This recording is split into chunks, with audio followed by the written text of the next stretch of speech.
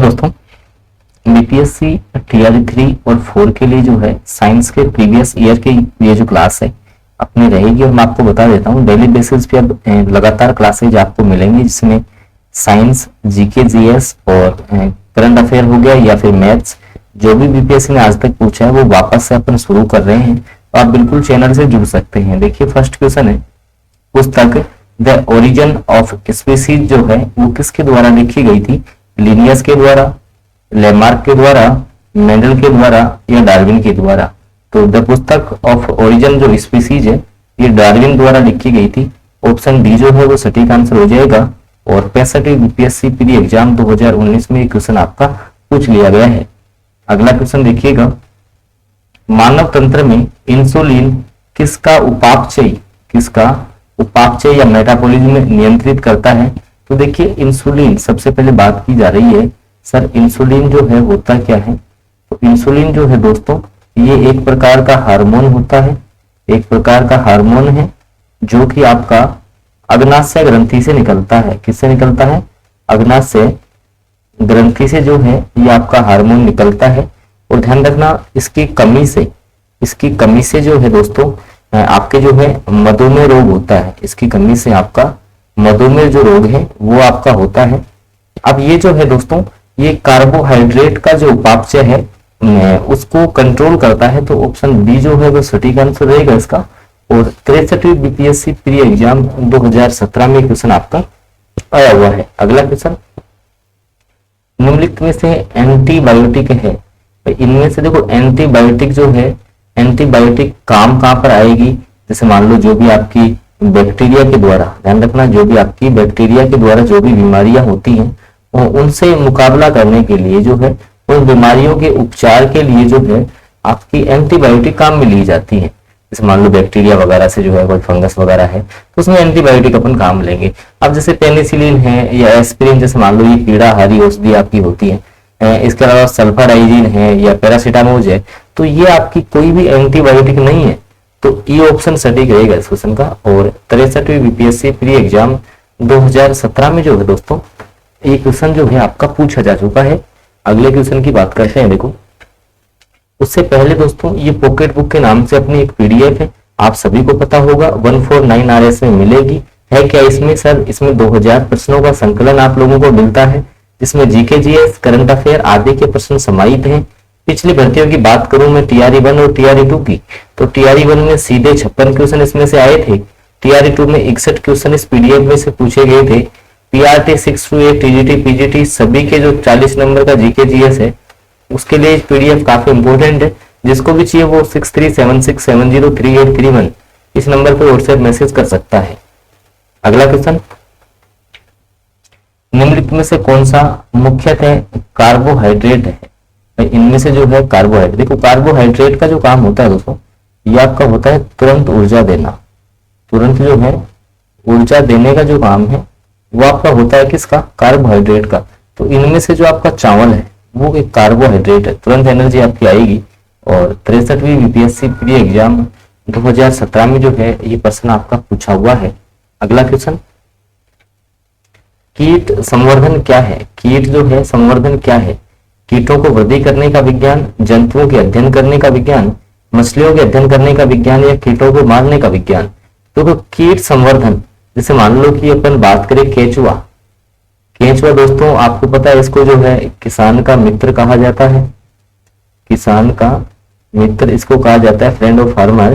तो से ऐसे कीट से मान लो कि ऐसे जीव जैसे मान लो कि जो आपके जो है फसल को जो है फसल के लिए लाभदायक होते हैं, तो उन ऐसे कीटों की वृद्धि करना जो है, ऐसे कीटों की वृद्धि करने का जो विज्ञान है उसको अपन कीट संवर्धन कहते हैं, याद रखना है। ऑप्शन ए जो है वह सटीक आंसर रहेगा इसका। और बीपीएससी 2 बार जो है दोस्तों इस क्वेश्चन को पूछ चुका है। 56वीं और जो आपकी 59वीं बीपीएससी प्री एग्जाम 2015 हुई है उनमें आपका एक क्वेश्चन जो है ना वो आपका पूछा जा चुका है। अगला क्वेश्चन, जेनेटिक्स निम्न में से किसका अध्ययन है? जेनेटिक्स जो आपका है, जेनेटिक्स अब आपको पता है कि इसको सर आनुवंशिकता कहते हैं। आनुवंशिकता की बात इस प्रकार से की जाती है कि जो भी आपके लक्षण होते हैं, जब लक्षण एक पीढ़ी से दूसरी पीढ़ी में जाएंगे एक पीढ़ी से दूसरी पीढ़ी में जाएंगे तो उनका अध्ययन इसमें होता है। तो आनुवांशिकता और विचरण का जो अध्ययन है दोस्तों, ये इसमें किया जाता है और 2 बार बीपीएससी इस क्वेश्चन को भी पूछ चुका है, तो आपको याद रखना है। अगला क्वेश्चन देखिए, गर्भ में भ्रूण के विकास को जानने के लिए निम्नलिखित में से किस तरंगों में, इन तरंगों में से या कौन से किरणों का जो है उपयोग किया जाता है, आपको बताना है कि जैसे मान लो गर्भ में जो है भ्रूण का विकास आपको करना है, तो कौन सी जो किरण है वो भेजी जाती है, एक्स किरणें, सूक्ष्म तरंगे या पराबैंगनी किरणें या अल्ट्रावायलेट आपकी पराध्वनि तरंगे, तो इसमें आपकी पराध्वनि तरंगे भेजी जाती हैं, याद रखना है। और 67वीं बीपीएससी प्री एग्जाम 2022 में ही जो है दोस्तों क्वेश्चन आपका आया हुआ है। अगला क्वेश्चन, निम्न में से कौन सा एक सच्चा फल नहीं है। देखो दोस्तों, सच्चा फल, अब आप कंफ्यूज हो रहे सर सच्चा फल होता क्या है।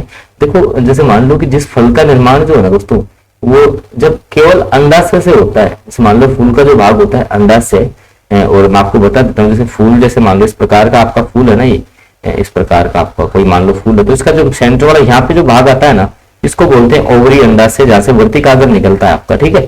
तो अंडाशय से जिस फल का निर्माण होता है वो आपका ट्रू फल होता है। तो अंडाशय से किसका नहीं होता है, इनमें से तो सेब का नहीं होता है, सेब हो गया आपका, काजू है, तो ये आपके जो है सच्चे फल के उदाहरण नहीं है, फाल्स फल है ये, ठीक है। और 66वीं बीपीएससी प्री एग्जाम 2020 का ये क्वेश्चन है दोस्तों। और दोस्तों क्लास अगर आपको अच्छी लग रही हो तो आप सेशन को लाइक जरूर करें।